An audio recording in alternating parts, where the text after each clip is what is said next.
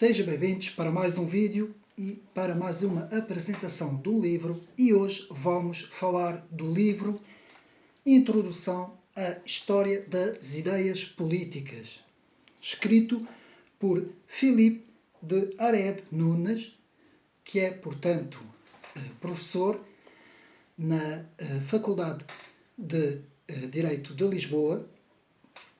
Portanto, o livro podemos aqui ver.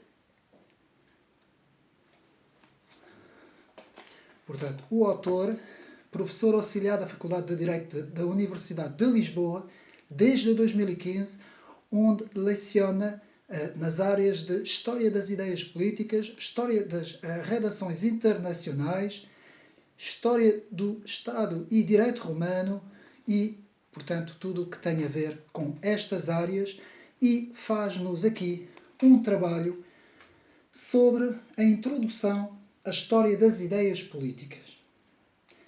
E eu achei muito importante trazer este trabalho para o canal, para podermos analisar juntos, portanto, o trabalho, os autores, e também para, mais uma vez, mergulharmos na história das ideias, que para mim é o mais importante que nós podemos, de facto, estudar dentro dos fenómenos políticos, económicos e sociais que estão à nossa volta. Este trabalho faz o resumo, partindo da antiguidade, mais ou menos até aos dias atuais, com cerca de 5 capítulos, passa mais ou menos em revista 83 autores e suas ideias, bem como o livro chega quase a 400 páginas, 392 páginas, escrito recentemente em 2023. Pois bem, depois disso, podemos então entrar na análise do trabalho. Devo de dizer que este é mais um trabalho importante, escrito no panorama português, mas também devo de adverter que, à imagem dos outros trabalhos que têm sido escritos em Portugal, uma pequena crítica construtiva dentro da área da história das ideias. Eu penso que muitas vezes os autores portugueses, portanto aqui falando um pouco na globalidade, fazem, portanto, digamos assim, a exposição de autores de que chamo das escolas clássicas, ou seja, são os autores praticamente mais conhecidos dentro do estudo da ciência política, partindo, portanto, fazendo aqui o resumo, não é? Platão, Aristóteles, Maquiavel, por aí fora, Jean Baudin, por aí fora, chegando aos contratualistas, Hobbes, John Locke, Montesquieu, Jean-Jacques Rousseau e por aí fora.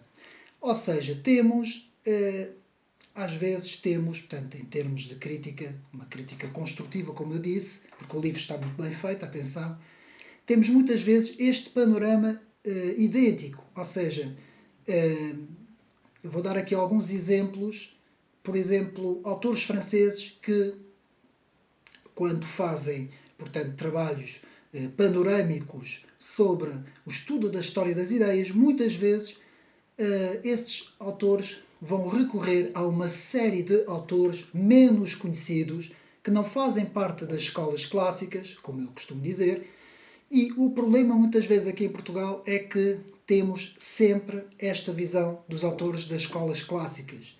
Como eu disse, de Platão até aos autores atuais, que são aqueles autores que normalmente nós encontramos nos estudos tradicionais dentro da ciência política.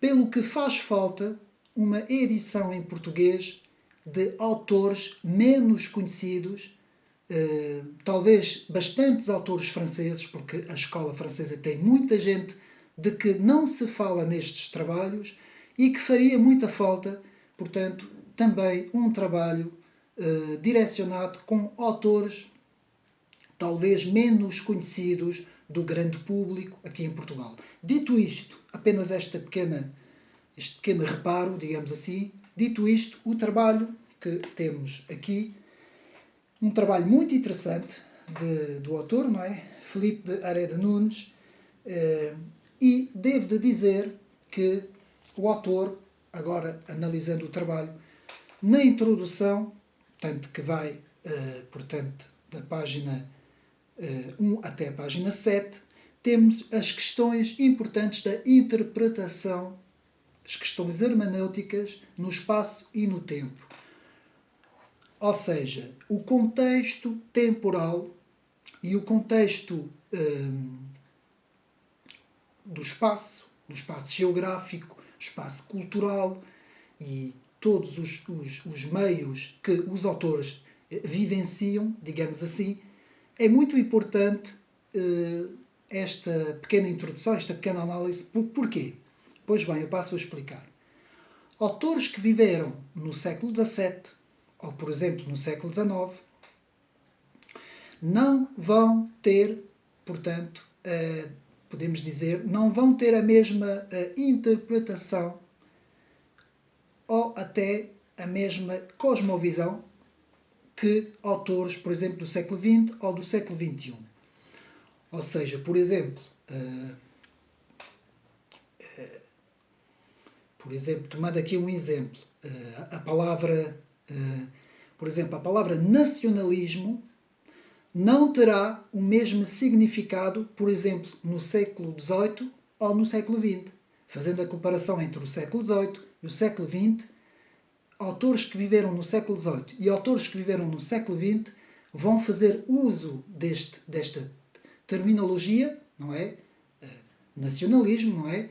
Mas vão fazer de forma diferente. O que é que o autor aqui, em questões de interpretação, nos diz? Pois bem, o estudo da hermenêutica, a ciência de interpretar um texto, é aqui bastante importante porque a interpretação dos autores nos seus contextos originais e depois sim podemos fazer uma análise no contexto atual, no nosso contexto, partindo sempre do pressuposto de que estes autores têm de ser analisados nos seus próprios contextos. Portanto, isto aqui é importante, esta introdução, porque isso visa, portanto, a compreensão correta quando nós estamos a analisar um trabalho de um autor.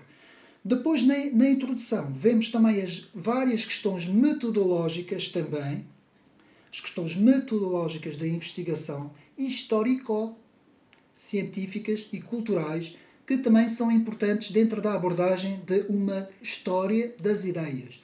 Portanto, quando um autor faz uma história das ideias, deverá ter em conta a sua metodologia de investigação, de trabalho e de exposição, que nem sempre são as mesmas de autores para autores. Portanto, aqui também esta questão das metodologias da investigação, que vai da página 3 à página 7, também é bastante importante. Pois bem, depois da introdução, o autor nos faz aqui uma panorâmica da história das ideias políticas. Portanto, é uma introdução à história das ideias políticas e é importante, portanto, tentar fazer de forma cronológica, como faz o autor, partindo do pensamento político da Grécia Antiga, na página 9, onde podemos ver as primeiras formas de governo em análise na sociedade da Grécia Antiga. Então, vamos aqui percorrer,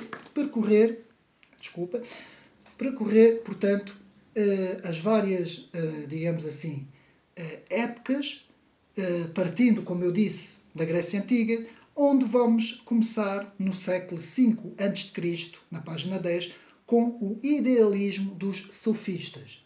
Aqui é a importância também do pensamento da Grécia Antiga, não só no campo da filosofia, mas também no campo das ideias políticas, onde podemos então ver a importância dos sofistas e com alguns autores que, portanto, o autor aqui nos vai mostrando. Então temos a ideia de que o homem é a medida de todas as coisas. portanto, uma frase bastante importante, que já vamos aqui estudar um pouco melhor, em que vamos ter, portanto, essas primeiras ideias dos sofistas, que eram mestres da argumentação. Muitas vezes a ideia aqui não era defender a verdade, digamos assim, ou uma suposta verdade, mas sim era a arte de poder argumentar, digamos assim, de poder desenvolver um argumento, mesmo que esse argumento seja verdadeiro ou falso. Aqui recai na arte, digamos assim, do desenvolvimento da argumentação e não, digamos assim, na própria argumentação. Temos então alguns autores, Herodoto, por exemplo, e as formas de governo. Portanto, temos aqui 3 formas de governo: a isomia, o governo do povo; a oligarquia, o governo dos melhores; e a monarquia, o governo de um só, que normalmente recaía no rei. Portanto, isto na página 9. Depois, portanto, chegamos, portanto, ao famoso discurso de Péricles, o elogio fúnebre aos governos e aos guerreiros, na página 13. Péricles, portanto, que vai desenvolver aqui, portanto, um discurso que ficou muito famoso e que, digamos assim, vai ser um género de uma motivação ao governo, neste caso o governo de Atenas e de todas as cidades-estados que compunham, portanto, o mundo da Grécia Antiga. Ao contrário do próximo autor, que é Xenofonte, que defende o modelo dos guerreiros, portanto, o modelo político de Lacedemónia, que era, portanto, outra visão, que viveu em 430 e 355 a.C. e que tem uma visão oposta. E vemos aqui então o famoso dualismo entre Péricles e Xenofonte, que alguns analistas hoje em dia nos dizem que há aqui uma visão antiga do confronto entre uma sociedade aberta e uma sociedade fechada. Eu não sou muito teórico desta visão, mas muitas vezes fala-se, em termos de ciência política, fala-se muito nestas duas visões. Portanto, Péricles e Xenofonte. Depois chegamos a Platão, o filósofo Platão, a forma de governo do rei filósofo. Aqui o autor, portanto, Filipe de Herrera Nunes, nos vai aqui fazer a introdução das ideias políticas de Platão, com a sua forma de governo ideal, ou seja, o rei filósofo, que era um género de uma forma utópica de governar. Portanto, a primeira visão de uma sociedade coletivista encontra-se, portanto, também digamos assim, nestes pressupostos do filósofo Platão, que vai aqui desenvolver, portanto, esta ideia de que o Estado teria que ser o condutor da vida dos cidadãos, não é? É a famosa visão de Platão de que, de facto, as famílias teriam de ser entregues, digamos assim, ao próprio Estado, não é? Portanto, aqui há alguns analistas que veem aqui o início do marxismo, do comunismo, digamos assim, que ainda essas palavras não existiam nessa altura, mas alguns veem aqui o início do comunismo na filosofia de Platão, a filosofia política. Aqui estamos a falar das ideias políticas. Outros também falam em Carpocrates, que eu tenho aqui falado às vezes aqui no canal, Carpocrates, que também teria sido um dos primeiros iniciantes das ideias coletivistas, das ideias comunistas. Então, depois, em Platão vemos também a degenerência das formas de governo, da aristocracia para a timocracia, da oligarquia para a democracia, da democracia depois degenerando para a tirania. Tudo isso foram inovações nessa altura, na Grécia Antiga, das ideias platónicas, em termos das ideias políticas. Sempre aqui no campo da política, não no campo da filosofia. Depois há todo um desenvolvimento sobre as ideias políticas de Platão. Eu vou passar um pouco à frente porque temos muita coisa, o livro é extenso, como é óbvio, e vou já abordar o próximo autor que Filipe de Areda Nunes nos fala, nos descreve, é as ideias de Aristóteles. A visão da realidade natural e não a visão de um plano das ideias como, em termos de filosofia, pensava o autor Platão. Aristóteles nos vai aqui falar da natureza das coisas, da realidade concreta, e vai aqui nos falar, no seu livro A Política, de um governo de um governo de poucos e um governo de muitos. Vai teorizar, assim, as primeiras formas de governo. A aristocracia, portanto, depois temos as primeiras formas de governo, começa com a realeza, depois a aristocracia, depois temos a tirania, a oligarquia, a democracia e as formas populares de governo. Temos aqui já, digamos assim, um desenvolvimento mais complexo de que Platão, não é? Já mais desenvolvido, das formas de governo. Então, continuando com Aristóteles, temos em primeiro o governo despótico, em segundo o governo da realeza, em terceiro o governo constitucional. Serão as três formas principais de que Aristóteles nos descreve no seu livro. Portanto, depois continuamos a ter a visão, digamos assim, política que já vinha dos sofistas, portanto, a de que o homem é um ser político, portanto, um animal político, um ser vocacionado para a forma política em sociedade, e com isso temos também a defesa da classe média, primeira vez de que se refere a essa situação, uma classe que seria uma classe que estaria entre os que não têm nada e aqueles que têm muito. É aqui que Aristóteles nos dá a primeira visão da classe média. Não nestas palavras, classe média mesmo, mas nesta forma de visão. Temos depois a importância da educação dos jovens nas cidades, estados. Temos a análise das formas de governo. Aristóteles encontra pelo menos 158 modelos diferentes. Portanto, como eu disse, temos aqui um desenvolvimento estrutural bastante mais complexo e bastante mais estruturado, digamos assim, das formas de governo.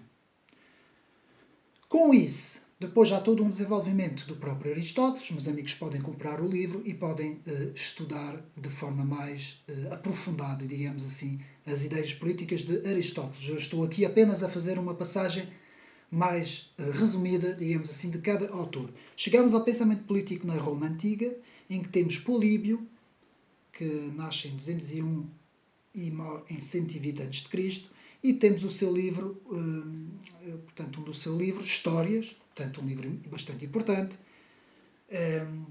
em que temos aqui o historiador Políbio, que vai nos falar em três formas de governo: a monarquia, a aristocracia e a democracia. E vai falar de três formas degeneradas, como a tirania, a oligarquia e a oclocracia. E tudo isso vemos um avanço a cada autor que vai aparecendo no espaço e no tempo. Vemos aqui um avanço das ideias. Sempre um avanço mais, digamos assim, progressivo em relação às ideias. Então temos a teoria da Constituição e formas de governo moderado. Portanto, aqui vemos estas ideias de Políbio. Passamos a Cicero. Cicero, que nasce em 106 e morre em 43 a.C. Portanto, e que tem a obra Tratado da República e, portanto, vemos aqui Tratado da República e Tratado das Leis, portanto, onde vemos uma certa influência de Platão nas ideias de Cicero, que defende o governo da República, a Constituição Popular do povo, que recai no povo. Temos depois as seguintes formas de governo. Temos o reinado monárquico, a aristocracia e a Constituição Popular. Portanto, aqui já vemos também cada vez mais um avanço nas ideias dentro, portanto, da ciência política. Passamos então à época patrística. Aqui já entramos no final, portanto, da época clássica, entramos, digamos assim, quase na Idade Média, e vemos aqui a importância, na página, portanto, de 33 a 35, vemos aqui a importância do cristianismo, da época patrística e das ideias principais de Santo Agostinho. Primeiro temos as doutrinas do apóstolo São Paulo, aqui na página 36, que nasceu em 5 a.C., mais ou menos, e que morreu em 67. Há aqui datas que são... convencionou-se mais ou menos, não é? Menos ano, mais ano. Temos então a doutrina de que todo o poder emana de Deus, a obediência às autoridades e a primeira teologia sistematizada, teologia cristã sistematizada, em que podemos encontrar nas epístolas do apóstolo Paulo, principalmente na carta aos Romanos, que nos dá já uma visão teológica dos primeiros escritos do apóstolo Paulo. Passamos depois para Orígenes, que nasce a 185 e morre em 255, que é um teólogo grego da patrística, a primeira fase, chamado dos primeiros padres da Igreja, em que vai fazer a junção da filosofia grega e da teologia cristã.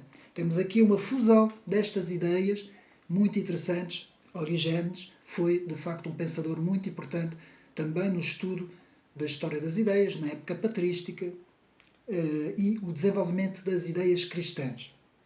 Chegamos a Santo Ambrósio, o livro de Orígenes contra Celso, um livro importante que teve uma importância grande nas ideias de Orígenes. Chegamos a Santo Ambrósio, que nasce em 330 e morre em 397 d.C., arcebispo de Milão. Importante este arcebispo para as ideias cristãs na época patrística. Vai desenvolver o poder temporal e vai nos dizer que o poder temporal não é superior ao poder espiritual. A partir desta altura, da Baixa Idade Média, na época patrística, vamos então ter a primeira visão e análise dos autores sobre o poder temporal e o poder espiritual. Isto vai ser muito importante porque isto vai acompanhar todo o desenvolvimento ao longo da Idade Média. Este autor nos vai falar, portanto, de que o poder temporal não pode, de facto, ser superior ao poder espiritual. Vai ter um combate bastante a sério, digamos assim, contra o arianismo, um famoso debate contra os arianos, de que o cristianismo estava bastante desenvolvido por essa altura e o arianismo, como é sabido, retirava a ênfase da divindade de Cristo, apenas vendo o Senhor Jesus Cristo como um homem que tinha tido uma grande importância nas ideias cristãs, que era o maior homem de todos os homens, mas que, em termos de divindade, não era igual a Deus. Portanto, o arianismo vai ter aqui uma importância grande, porque vai haver muitos debates que vão girar à volta do arianismo. Portanto, principalmente nos primeiros pais da Igreja, na época patrística, vai haver todo o debate em relação a estas questões. Passamos depois, portanto, atenção que Santo Ambrósio vai ter também uma influência grande nas ideias de Santo Agostinho. São Crisóstomo, o chamado Boca de Ouro, João Boca de Ouro, João Crisóstomo, que era chamado Boca de Ouro porque era, segundo alguns, um dos maiores pregadores que já existiu. Tinha o dom da palavra e vai ter também aqui uma importância grande na análise do poder temporal e do poder espiritual. Também ele vai seguir as ideias de Orígenes e vai nos dizer, portanto aqui estamos a analisar mais em termos de política e não tanto em termos de teologia ou de filosofia. Aqui Santo Ambrósio nos vai falar, portanto, da importância do poder espiritual na condução das ideias políticas também. Aqui, então, João Crisóstomo fala-nos nesta distinção, portanto, destes dois poderes. Chegamos então a Santo Agostinho, que nasce em 354 e morre em 430 e que vai ter aqui uma importância muito grande. Temos a análise deste autor, da página 45 à página 52, com o seu trabalho principal, A Cidade de Deus. E aqui temos, portanto, a primeira teoria do direito divino. Ou seja, Agostinho, no livro Cidade de Deus, procura refutar a ideia segundo a qual a queda de Roma seria responsabilidade dos cristãos. A parte segunda do livro, Cidade de Deus, procura afastar a tese pagã, segundo a qual a continuação do culto pagã poderia ter salvo a cidade de Roma. Ou seja, um trabalho mais na área da apologética. Aqui Santo Agostinho nos vai aqui fazer uma defesa do cristianismo e vai nos dizer que a queda do Império Romano se deveu a outras questões e não à questão do próprio cristianismo. Agostinho afirma: dois amores fizeram as duas cidades. O amor de si próprio e ao desprezo de Deus, que é o amor dos homens, o amor da cidade, e o amor terrestre, e o amor de Deus, aquele que se despreza a si mesmo para a adoração de Deus, que é a cidade celeste. Uma glorifica-se a si próprio, a cidade do homem. A outra apenas glorifica a Deus. Portanto, as visões aqui de políticas, em termos de política, de Agostinho. Tudo isso está aqui no livro, portanto eu mostro mais uma vez. Se vocês quiserem aprofundar, eu estou aqui a passar de forma rápida, porque temos muita coisa. Quem quiser, então, depois aprofundar, mesmo nos textos do autor, pode fazer. Chegamos à Idade Média, que vai da página 53 a 56. Temos Gelásio I, que nasceu em 410, morreu em 496, que vai ser um Papa importante, Papa da Igreja de Roma, que vai defender a ideia da submissão do poder temporal ao poder espiritual. Aqui vemos uma submissão do poder temporal ao poder espiritual. A primeira manifestação da teoria do agostinianismo político, aqui no desenvolvimento das ideias de Gelásio I. Temos depois o bem conhecido Papa Gregório I, que nasce em 540, morre em 604, que começa na página 59, e que aqui faz apelo à sujeição dos governos à Igreja. O importante para Gregório I é ser rei católico. Aqui temos o apogeu das ideias hierocráticas, ou seja, a supremacia do Gládio sobre o governo, ou seja, terrestre, ou seja, um pouco o governo dos sacerdotes. Um governo espiritual que podemos chamar do Gládio temporal. Portanto, o Gládio espiritual sobre o Gládio temporal. Passamos então para São Bernardo, que nasce em 190 e morre em 1090 e morre em 1153, aqui na página 62, e vemos as teses teocráticas, continuamos a ver as teses teocráticas do Gládio espiritual pelos sacerdotes e do Gládio temporal pelos governantes. Portanto, então temos aqui, portanto, o sacerdote é maior do que o cavaleiro. Aqui uma ilustração de São Bernardo que nos mostra o cavaleiro e que nos mostra o sacerdote e que nos põe aqui a importância do sacerdote na condução, na própria condução da vida mundana, digamos assim, dessa época. Chegamos então à alta patrística e às ideias de São Tomás de Aquino, aqui importante, que nasce em 1225, morre em 1274, e que vai ter aqui uma importância muito grande, que vai da página 63 a 68, e que na sua obra Magnum, portanto, a Suma Teológica, vai aqui nos falar das ideias importantes que vão, digamos assim, consolidar a teologia da Idade Média, da época escolástica. Temos então a Suma Teológica, uma das mais importantes um dos mais importantes documentos teológicos da era escolástica. São Tomás de Aquino introduziu o pensamento aristotélico na teologia cristã e reconhece três regras, três regimes, digamos assim, que têm as suas próprias regras, em que vamos ter aqui a monarquia, a aristocracia e o regime constitucional. E esses três regimes vão degenerar em três regimes corruptos: a tirania, a oligarquia e a democracia. Vemos aqui a importância das ideias de Aristóteles em todo o desenvolvimento da época escolástica, na análise das ideias políticas, nas formas de governo, que são as formas perfeitas, e depois nas formas degenerativas de governo, que cada uma das formas perfeitas vai dar origem a uma degeneração, uma forma imperfeita de governo. Tudo isso que parte principalmente nas ideias de Aristóteles.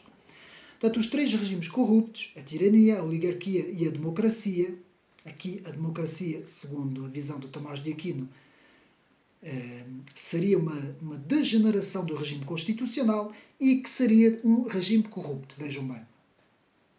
Portanto, a melhor forma é para Tomás de Aquino a monarquia e principalmente a monarquia mista.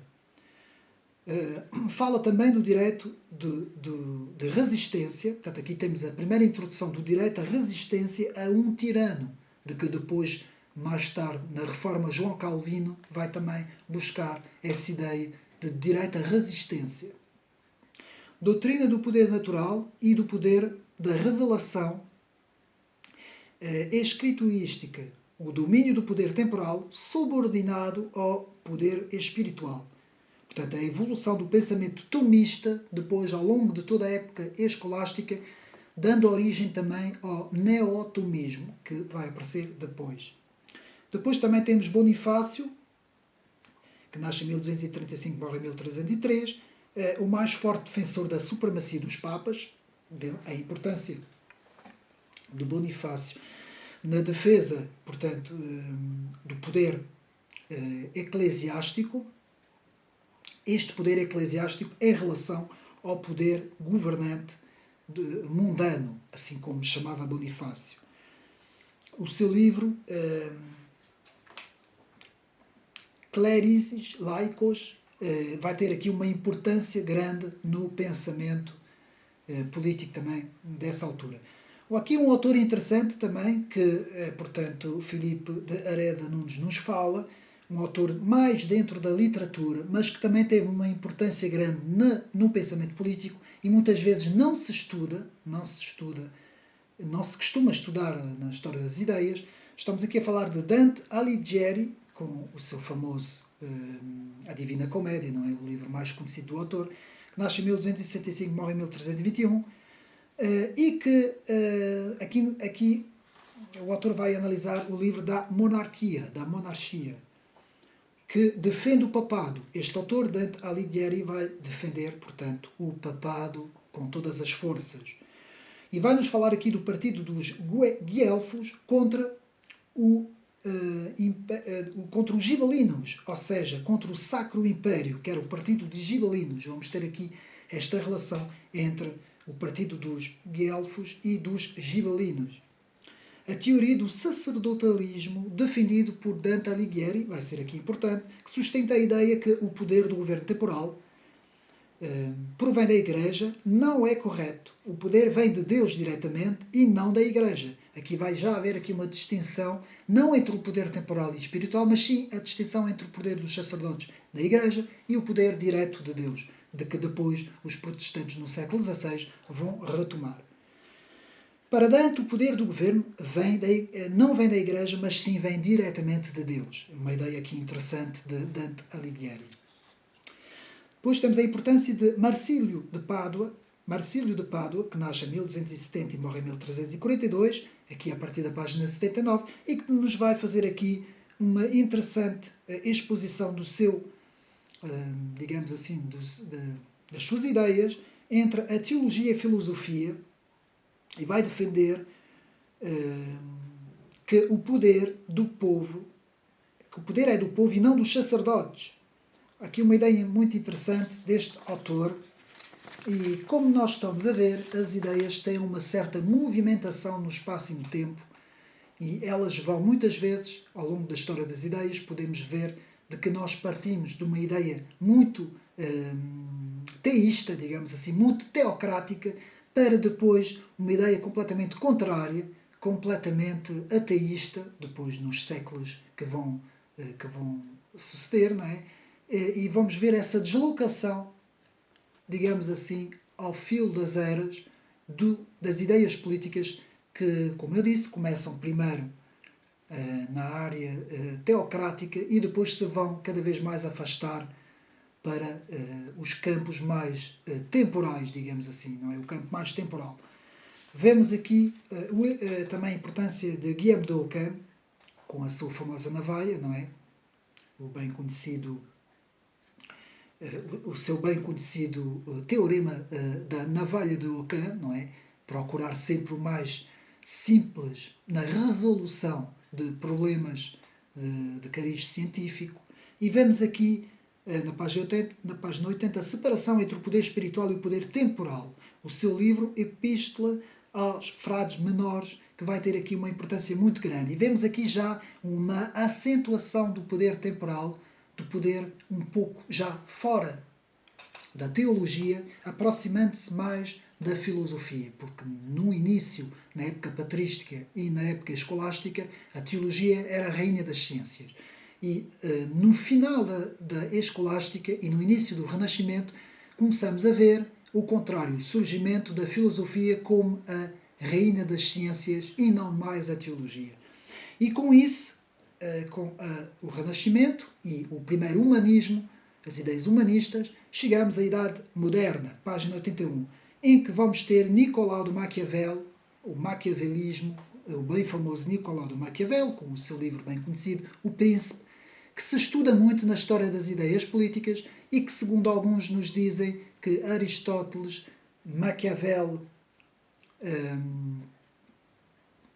podemos dizer Jean-Jacques Rousseau, Hegel, Marx, acabando depois, mais recentemente, em Sartre, podemos dizer, também Nietzsche, de certa forma, serão os pensadores que mais influentes foram, tanto no pensamento da história das ideias políticas, como no pensamento filosófico, mas principalmente na história política.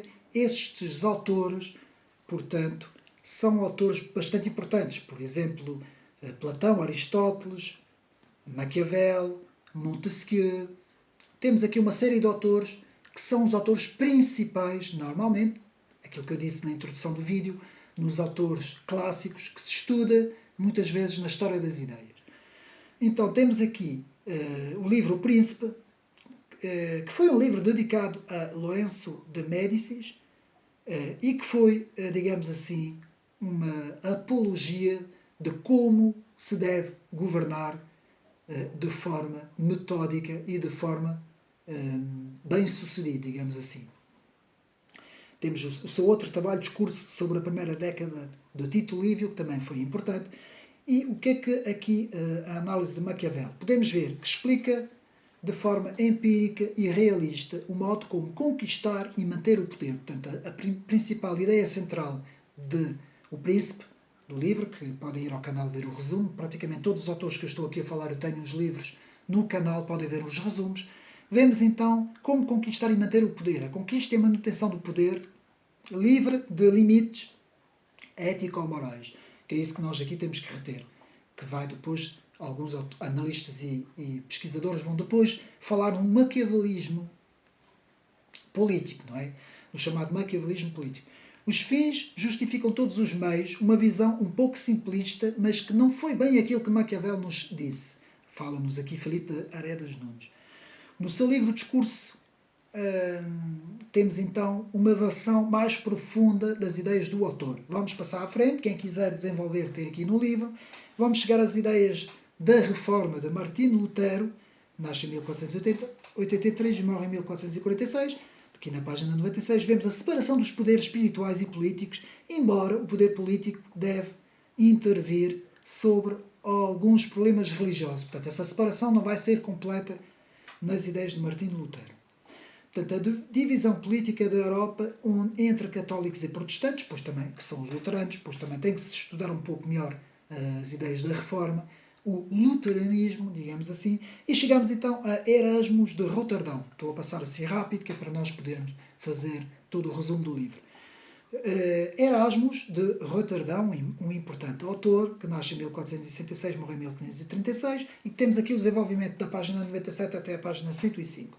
Foi, digamos assim, o epítome dos humanistas, com o seu grande trabalho Elogio da Loucura, vai nos falar na educação do príncipe cristão.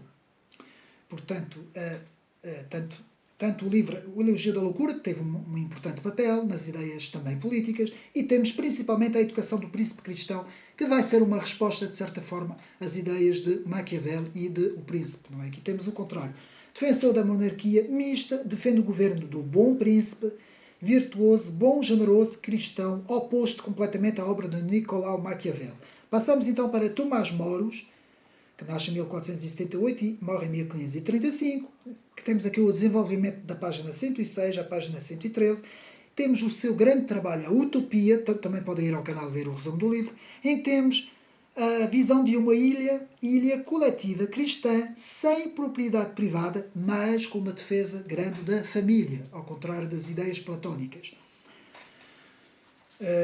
Portanto, depois chegamos a Jean Bodin, um autor que eu estudei bastante e que eu acho um autor muito, muito interessante, principalmente na defesa que faz do termo soberanismo, da soberania. E aqui, Jean Bodin, só um bocadinho,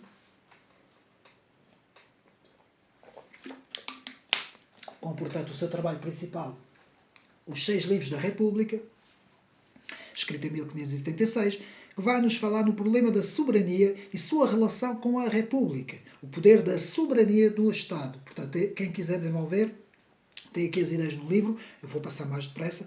Chegamos a Francisco Soares, que nasce em 1548, morre em 1617, da página 114 à página 115, temos um dos maiores representantes do movimento da Segunda Escolástica. Portanto, foi a parte da Segunda Escolástica. E com o seu livro Tractatus de Legibus ad des Legislator. Portanto, que defende a transferência do poder da comunidade, as aldeias, as cidades, os reinos, para o governante, que se materializa num sistema monárquico. Muito interessante também as ideias de Francisco Soares. Chegamos agora à importância do cardeal Richelieu, também, que viveu entre 1585 e 1642, e que vai nos falar das ideias políticas do seu tempo, aqui na página 116 até 121. Portanto, foi um cardeal e político francês, exerceu as funções do primeiro-ministro de Luís XIII. O seu livro Testamento Político e Máximas do Estado vão ter uma importância grande na visão política desta altura. Estamos aqui a falar já, portanto, do século XVI e inícios do século XVII. Portanto, a maneira de como fazer a governação e seu objetivo é condicionar a governação do monarca. Portanto, há aqui um condicionamento da governação do monarca que recai, portanto, num género de um primeiro-ministro, não é? Então, a razão constitui o elemento central da sua construção sobre a política, sobre a ação política. E o elemento do direito divino deve primar o elemento político. Richelieu tem um forte espírito de diplomata, põe os interesses públicos em primeiro no reino. E vai-nos falar do papel do Estado, que tem um papel principal. No domínio do político, na história das ideias, as ideias do cardeal Richelieu são muito importantes, fazer-se um estudo deste autor. Passamos então às primeiras ideias contratualistas, embora ainda não seja mesmo a teoria contratual. Vamos agora estudar as ideias de Thomas Hobbes, que nasce em 1588 e morre em 1679. Portanto, vamos ter aqui o desenvolvimento deste autor, da página 122 à página 132. Temos a teoria da primeira separação dos poderes, como eu disse, mas ainda não era bem. Temos então, portanto, foi um autor inglês, de corrente, um género de uma corrente pessimista antropológica, em que temos o seu principal trabalho, o Leviatã, a figura metafórica do Leviatã, que constitui toda a base do trabalho de Thomas Hobbes, o famoso Estado poderoso, o Leviatã, não é? O homem contra o homem necessita do poder do Estado como garante da ordem. Depois tudo o desenvolvimento do trabalho, o Leviatã. Chegamos então ao contratualista John Locke, que nasce em 1632 e morre em 1704, que vai da página 133 até 143, e temos então os dois livros, dois tratados do Governo Civil, 1689, e Ensaio sobre o Entendimento Humano, e mais um, Pacto dos Homens com os Homens, não é? Temos aqui a transição do homem do estado da natureza para o estado da sociedade. Temos a teoria contratualista da primeira divisão dos poderes, legislativo, executivo e federativo. Aqui ainda não temos o poder judicial. Temos a teoria da resistência ao tirano, também, muito interessante.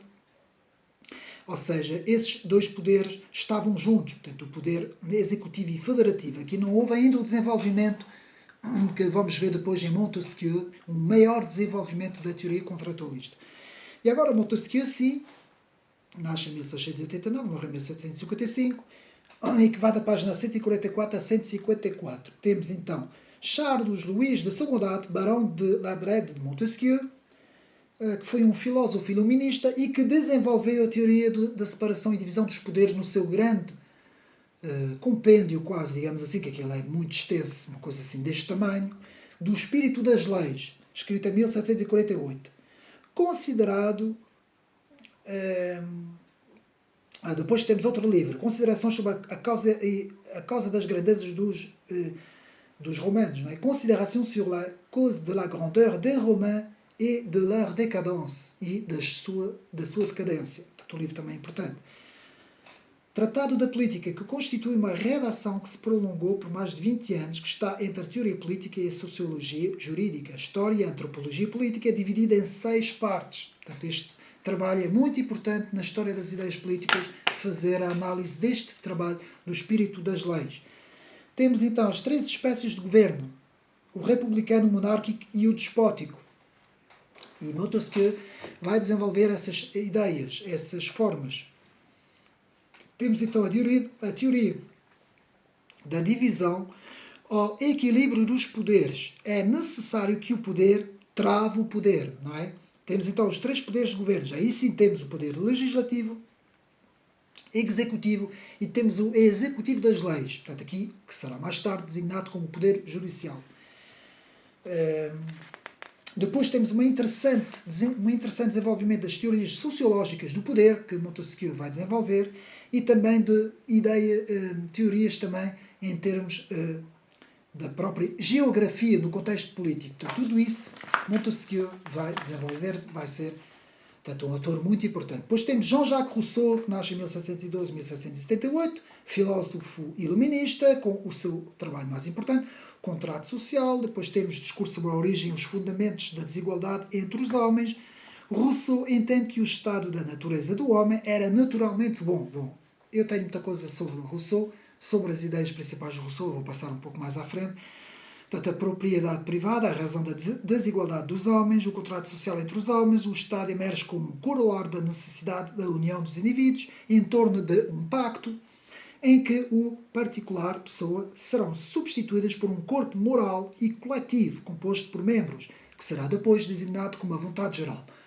Tudo isso está desenvolvido, portanto, nos resumos que eu faço de Jean-Jacques Rousseau. Portanto, e chegamos agora aqui à idade contemporânea. Estou a passar bastante rápido para vermos todo o conteúdo do livro. Vai da página 169 à página 170. Temos o movimento revolucionário e contra-revolucionário. Temos, então, Edmund Burke, que eu vou passar à frente, porque eu tenho muita coisa sobre Edmund Burke. Temos depois John Adams, a defesa da Constituição Americana. Temos depois, que defendeu o poder executivo forte, uma assembleia representativa e um modelo bicameral. Temos as ideias importantes de Thomas Paine, que nasceu em 1737 e morreu em 1809, da página 178 à página 180, e temos o livro principal Senso Comum, escrito em 1792, vai defender a independência das colónias, do poder da Grã-Bretanha e vai ter uma certa visão um pouco parecido com a Revolução Francesa, vai defender certas ideias da Revolução Francesa e vai defender o modelo republicano contra o modelo da monarquia. Chegamos a Emmanuel Joseph Sieyès, o abade Sieyès, bem conhecido, que o seu trabalho principal, Qu'est-ce que le tiers-état, o que é o terceiro Estado, 1789, defensor do povo e do terceiro Estado contra o poder real e a nobreza e o clero. É defensor da Constituição, separação dos poderes da República e um Estado separado da própria Constituição. Vai fazer aqui essa separação entre o Estado e a Constituição. Chegamos então ao autor Joseph de Maistre, também vou passar porque tenho muita coisa no canal, não vale a pena falar dos meus amigos que conhecem. Temos depois Benjamin Constant, A Liberdade dos Antigos comparada à dos modernos, podem ver o resumo no canal também. Vai ser o principal teórico do nascimento do liberalismo clássico. Temos depois as ideias de Alexis de Tocqueville, com o trabalho bem importante, A Democracia da América, e também do seu outro trabalho, O Antigo Regime e a Revolução. Eu também vou passar à frente, os meus amigos também podem ir ao canal ver os resumos do autor. Temos depois as ideias de John Stuart Mill, que nasce em 1806, morre em 1973, com o seu trabalho principal, Princípios da Economia Política, sobre a liberdade, portanto foi um teórico principal do utilitarismo. Chegamos então ao desenvolvimento das ideias socialistas, teoria dos socialistas. Meus amigos, a seguir eu vou fazer um vídeo sobre a esquerda e o que é a esquerda, para entendermos o pensamento político da esquerda. Não perca, que depois será também o próximo vídeo. Aqui temos as ideias de Saint-Simon, as ideias de Robert Owen, Charles Fourier, Pierre-Joseph Proudhon, Mikhail Bakunin, Karl Marx, Friedrich Engels, Georges Sorel, Eduard Bernstein, Lenin, Joseph Stalin, Leon Trotsky e Mao Tse-tung. Eu vou passar isto tudo para a frente. Cada autor é aqui analisado no trabalho, portanto, de Filipe de Areda Nunes. Quem quiser aprofundar estes autores, senão eu nunca mais saio daqui, não perca o próximo vídeo que eu vou fazer sobre, vamos estudar o que é a esquerda política e todas as derivadas da esquerda política. Vamos fazer isso num próximo vídeo que eu vou fazer a seguir. Portanto, vamos então chegar à parte das ideias da doutrina social da Igreja. Como podem ver, está mau tempo. Portanto, se os meus amigos ouvirem algum relâmpago, não fiquem assustados, não é? Isto não é do vídeo. Portanto, então, a doutrina social da Igreja, que eu vou aqui tentar desenvolver um pouco melhor, e que o autor, devo de dizer que faz isso muito bem, Filipe de Areda Nunes, parabéns ao autor também, parabenizo aqui o trabalho do autor. E temos aqui então a doutrina social da Igreja, os papas que tiveram importância na política, na história das ideias políticas e na própria sociedade. Então, temos aqui alguns papas importantes. E começamos com Leão XIII. Leão XIII, que nasce em 1910 e morre em 1903, da página 267 à página 272. Que será considerado por muitos como o principal teórico da doutrina social da Igreja. Aqui estamos a falar da doutrina social da Igreja, estamos a falar um pouco, digamos assim, das ideias tanto liberais como sociais, que estavam a entrar bastante fortes dentro da Igreja, do Vaticano, digamos assim, não é? Então temos o seu trabalho, a carta encíclica Immortalis Dei, e temos a carta encíclica mais importante, que vamos aqui estudar bastante, que é o Rerum Novarum, que é uma carta importante, que foi escrita uma carta encíclica em 1891 e que teve uma importância muito grande na doutrina social da Igreja. Mas atenção, a Igreja também vai defender a propriedade privada, ao contrário do marxismo científico e do socialismo. Aqui vamos ter uma defesa grande da propriedade privada. Leão XIII é preciso estudar as suas ideias porque foi um Papa muito importante, que teve uma visão muito interessante sobre a chamada social-democracia, as ideias sociais democráticas, que não é, digo já que não é a minha praia, mas foi um importante Papa, um importante teorizador destas ideias da doutrina social da Igreja. Chegamos então ao próximo Papa que vamos analisar, Pio XI. Temos aqui Pio XI, que nasce em 1857, morre em 1939 e que vai ser um pouco o continuador da doutrina social da Igreja. Vamos ter aqui o seu desenvolvimento da página 273 até 277. O seu trabalho importante, mais importante, a carta encíclica 40º ano 1931, que Pio XI vai desenvolver um género de uma continuação das ideias de Leão XIII, mas vai desenvolver muito mais as ideias. Pio XI foi um dos críticos do capitalismo desenfreado e do comunismo também. Ele tentou fazer aqui uma terceira via, preferindo a social-democracia. Portanto, nós podemos ver que no século XVIII e XIX, finais do século XVIII, princípios do século XIX, até chegar ao fim do século XIX, vemos que a Igreja Católica Romana, se vai posicionar na defesa da social-democracia. Porque nessa altura, portanto no século XIX, depois das primeiras ideias de Marx e Engels, que vinha antes, que nós não analisamos, mas que está no livro, e que depois, com as ideias liberais, temos então as ideias liberais de um lado e temos as primeiras ideias marxistas do outro. E a Igreja vai se posicionar exatamente no meio. Não vai ser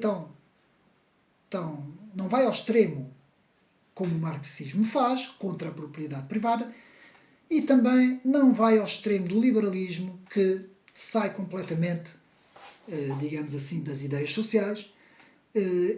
A Igreja vai se posicionar, portanto, no meio, na chamada social-democracia. E com isso, portanto, Pio XI vai ser um ator importante. Com isso, sigamos as ideias de João XXIII, que nasce em 1881 e morre em 1963. O desenvolvimento de João XXIII vai da página 278 à página 284. Foi o Papa que marcou o Concílio do Vaticano II, de que eu sou um crítico, de que eu já fiz isso no canal, podem ir ver. Portanto, eu sou um crítico do Vaticano II, mas eu não vou agora falar sobre isso. Então, no livro temos a carta encíclica Mater et Magistra, depois temos a carta encíclica Parens in Terris. Portanto, isto é latim, o meu latim não é famoso, mas são as encíclicas principais de João XXIII. Uma foi escrita em 1961, a outra foi escrita em 1963. E este Papa vai inaugurar, como eu disse, o Concílio Vaticano II. Vai continuar a obra dos seus predecessores, atualizando a doutrina social da Igreja. Vai aqui haver uma atualização derivada do contexto do tempo, não é? Do seu tempo, e aqui vamos ter um género de uma atualização, que é isso que, digamos assim, a Igreja tentou fazer, adaptar-se ao tempo. E uma das minhas críticas ao Concílio Vaticano II é precisamente este. Não é a Igreja que tem que se adaptar ao mundo, mas sim o mundo que tem que receber as ideias da Igreja, não é? E para mim este foi talvez um erro que a Igreja cometeu e que os vários papas foram cometendo, mas isso é outro assunto, não tem nada a ver aqui com o vídeo. Depois temos o Concílio Vaticano II, 1961 a 1965, que é inaugurado por João XXIII e vai depois ser fechado por Paulo VI, como vamos ver. Então, a socialização e secularização da Igreja Católica, em que vamos ter as primeiras ideias do progressismo, ou as ideias progressistas, a entrar, e também, de certa forma, as ideias socialistas a entrarem na Igreja. Portanto, a Igreja vai ser influenciado pelas ideias socialistas. Aqui temos Paulo VI, nasce em 1987, morre em 1978. Podemos analisar as suas ideias da página 288 à página 292. Seus principais trabalhos, portanto, a Carta Encíclica Popularum Progresso, 1967, que é a continuação dos papas anteriores, introduzindo os temas atuais, ou seja, as novas visões, porque aqui já estamos a falar, portanto, dos anos 60, não é? Do século passado, anos 60. E depois temos todo o desenvolvimento das ideias de Paulo VI, chegamos a João Paulo II, que teve uma importância grande na história das ideias políticas, nasce em 1920, morre em 2005, na página 223 até a página 303, temos as suas principais encíclicas, portanto, a encíclica Labrum et Extension, temos a Solicitude Reis Soralis, encíclica Centésimo Annus, Portanto, todas elas, uma em 1981, 1987 e 1991. João Paulo II vai defender os direitos sociais e os direitos do trabalho. Defende a renovação da doutrina social da Igreja, foi crítico do comunismo e socialismo, que, segundo as suas palavras, reduziam o homem a meras relações sociais, desprezando o conceito personalista do homem. Portanto, quando temos a queda do Muro de Berlim, de certa forma, uma certa vitória das ideias liberais, mais conservadoras, do capitalismo sobre o comunismo, da União Soviética, a então União Soviética, e todo o trabalho e importância de João Paulo II. Então, chegamos depois ao capítulo Fascismo e Nacional-Socialismo, de que vai da página 304 até a página 308. Vamos ter os seguintes autores aqui em desenvolvimento: Benito Mussolini, Adolf Hitler. Depois temos, portanto, vamos ver agora esses dois. Portanto, temos todo o desenvolvimento de Benito Mussolini, portanto, as teorias do Estado, não é? É o primeiro ministro da Itália, entre 1922 e 1943, que começou a sua atividade no Partido Socialista Italiano, PSI, e tem o seu trabalho principal, La Doutrina del Fascismo, escrito com Giovanni Gentile. Giovanni Gentile é um dos principais teóricos para quem quer estudar os movimentos do fascismo, é Giovanni Gentile, e tem que procurar. Eu não vou ater muito sobre este autor, porque aqui o autor nos fala, Filipe de Areda Nunes nos desenvolve mais as ideias de Mussolini, aqui as ideias de Adolf Hitler, que vai da página 310 a 322, com o seu livro Mein Kampf, as doutrinas principais do nacionalsocialismo e as próprias ideias desta figura política, que eu vou também passar à frente. Chegamos então às doutrinas corporativas e o Estado Novo. Aqui já estamos aqui em Portugal. O corporativismo integral e o corporativismo de associação. Temos então, da página 323 à página 324, António de Oliveira Salazar, o nosso bem conhecido estadista, que nasce em 1889, morre em 1970, que vai da página 325 à página 326. E temos aqui alguns trabalhos do próprio autor, como se levanta um Estado, que é para mim o trabalho principal, manifestação da União Nacional, discurso e o seu famoso discurso de 30 de julho de 1930. Os principais lemas, temos também a importância da Constituição de 1933, temos depois o tema principal da sua doutrina, depois que foi, digamos assim, arredondado, digamos assim, são as ideias clássicas conservadoras, a Igreja Católica e algumas ideias da Contra-Revolução, principalmente de Charles Maurras, e do integralismo. Portanto, são as ideias principais. Temos, portanto, depois o lema bem conhecido, Deus, Pátria e Família, não é? Que não vem de Salazar, atenção, isto já vinha de trás, mas que foram, de certa forma, retomadas para, digamos assim, resumir um pouco do pensamento, que era um pensamento complexo. Atenção, era um pensamento complexo. Então temos a valorização da dimensão nacional e corporativa, a ideia da disciplina, a ideia da ordem, a ideia da obediência e a ideia da autoridade. A persecução do bem comum e da família tradicional, como célula base da sociedade. Depois vamos ao autor Marcelo Caetano, que foi o presidente do Conselho de Ministros de 1968 a 1974. Tem trabalhos importantes pelo futuro de Portugal. Temos a renovação da continuidade, progresso e paz, grandes opções, no exílio, que foi o seu último trabalho, um depoimento. Todas as ideias de Marcelo Caetano eu vou passar à frente. Chegamos ao neoliberalismo, que é a última parte do livro, em que vamos ter aqui a análise, deixe-me só ver aqui, a análise da escola austríaca e da escola de Chicago. Então, temos a escola austríaca com Ludwig von Mises, na página 331, que nasceu em 1889 e morreu em 1973, em que temos o seu trabalho principal, Liberalism, the Classical Tradition. Temos depois as ideias de Frederick Hayek, o bem conhecido Frederick Hayek, com o seu bem conhecido Caminho para a Servidão. Podem ir ao canal ver o resumo do livro e todo o desenvolvimento deste autor. E depois, o autor Murray Rothbard, que contribuiu também para o desenvolvimento das primeiras ideias libertárias e anarcocapitalistas, aqui na página 357. Depois temos a Escola de Chicago, com Milton Friedman, as ideias de Milton Friedman, com o seu famoso trabalho que eu fiz também no canal, podem ir ver, o Capitalismo e Liberdade, escrito em 1962, e a liberdade de escolher, a liberdade para escolher.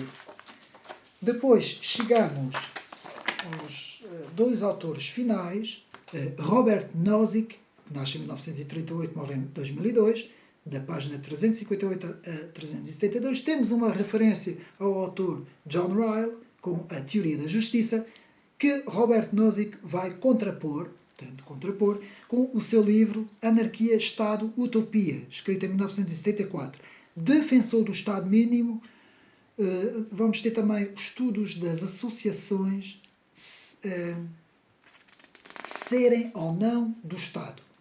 A teoria da titularidade, muito importante aqui, essa parte da teoria da titularidade, e contra o sistema distributivo padronizado da justiça. Portanto, que Robert Nozick vai aqui refutar a teoria da justiça de John Ryle e todo o desenvolvimento da teoria da titularidade. E chegamos ao fim do trabalho e, como conclusão, o que é que podemos dizer? Bom, meus amigos,